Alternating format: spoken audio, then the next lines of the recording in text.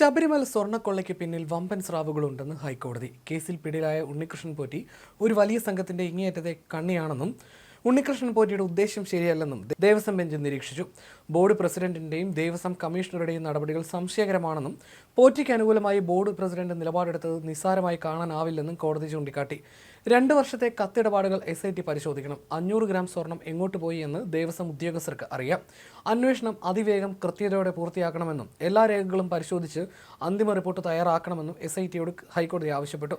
കേരള പോലീസിന്റെ വിശ്വാസ്യതയെ മാത്രം ബാധിക്കുന്ന കാര്യമല്ല, ഹൈക്കോടതിയുടെ കൂടി വിശ്വാസ്യതയുടെ ഭാഗമാണിതെന്നും ദേവസ്വം ബെഞ്ച് വ്യക്തമാക്കി. അടച്ചിട്ട കോടതി മുറിയിൽ നേരിട്ട് ഹാജരായാണ് SIT മുദ്രവെച്ച കവറിൽ അന്വേഷണ റിപ്പോർട്ട് സമർപ്പിച്ചത്. സ്വർണ്ണക്കൊള്ളയുമായി ബന്ധപ്പെട്ട് ഹൈക്കോടതി സ്വമേധയാ പുതിയ കേസെടുക്കും. അന്വേഷണം തുടങ്ങി 10 ദിവസം പൂർത്തിയായ സാഹചര്യത്തിലാണ് SIT തലവൻ S ശശിധരൻ IPS ഹൈക്കോടതിയിൽ നേരിട്ട് ഹാജരായി അന്വേഷണ പുരോഗതി അറിയിച്ചത്. ദേവസ്വം വിജിലൻസ് ഉദ്യോഗസ്ഥരും ഹൈക്കോടതിയിൽ ഹാജരായി. അഭിഭാഷകരെയും മറ്റും ഒഴിവാക്കി SIT ഉദ്യോഗസ്ഥരും കോടതി ജീവനക്കാരും മാത്രമുള്ള അടച്ചിട്ട കോടതി മുറിയിലായിരുന്നു നടപടികൾ. കേസിന്റെ രഹസ്യ സ്വഭാവം കാത്തുസൂക്ഷിക്കാൻ പുതിയ ഹർജി കൂടി ഹൈക്കോടതി ഫയലിൽ സ്വീകരിക്കും. നിലവിലെ ഹർജിയിൽ കക്ഷികളായ സ്പോൺസർ ഉണ്ണികൃഷ്ണൻ പോറ്റി, ചെന്നൈയിലെ സ്മാർട്ട് ക്രിയേഷൻസ് എന്നിവരെ പുതിയ ഹർജിയിൽ നിന്നും ഒഴിവാക്കും. കൃത്യമായ കക്ഷികളെ മാത്രം ഉൾപ്പെടുത്തിയായിരിക്കും പുതിയ കേസെടുക്കുക. സർക്കാരിനെയും ദേവസ്വം ബോർഡിനെയും ദേവസ്വം വിജിലൻസിനെയും മാത്രം എതിർകക്ഷികളാക്കിയാണ് കോടതി സ്വമേധയാ പുതിയ കേസ് രജിസ്റ്റർ ചെയ്യുക. ഗൂഢാലോചന അടക്കമുള്ള എല്ലാ വശങ്ങളും പരിശോധിക്കാനാണ് കോടതി നീക്കം. അടച്ചിട്ട മുറിയിലായിരുന്നു കോടതി ഇന്ന് വാദം കേട്ടത്.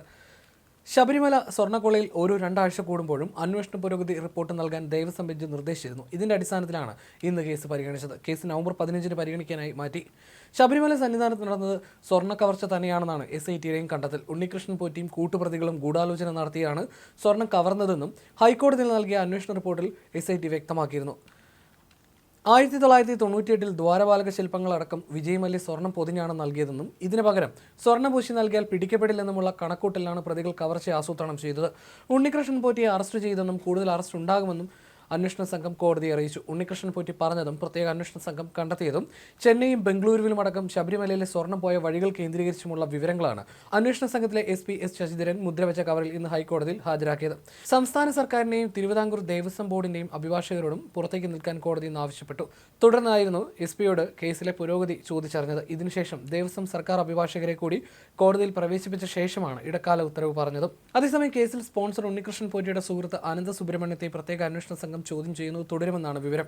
2019-ൽ സ്വർണം പൂശുന്നതിനായി ദ്വാരപാലക ശില്പങ്ങളുടെ പാളികൾ സന്നിധാനത്ത് നിന്ന് ഏറ്റുവാങ്ങി ബംഗളൂരുവിലേക്ക് കൊണ്ടുപോയത് അനന്ത സുബ്രഹ്മണ്യമാണ്.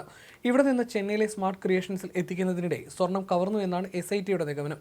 നാഗേഷ്, കൽപേഷ് തുടങ്ങി കൂട്ടുനിന്നവരിലേക്കും എത്താനാണ് ശ്രമം. ഈഞ്ചക്കലിലെ ക്രൈംബ്രാഞ്ച് ഓഫീസിൽ ഇന്നലെ മുഴുവൻ അനന്ത സുബ്രഹ്മണ്യത്തെ ചോദ്യം ചെയ്തിരുന്നു.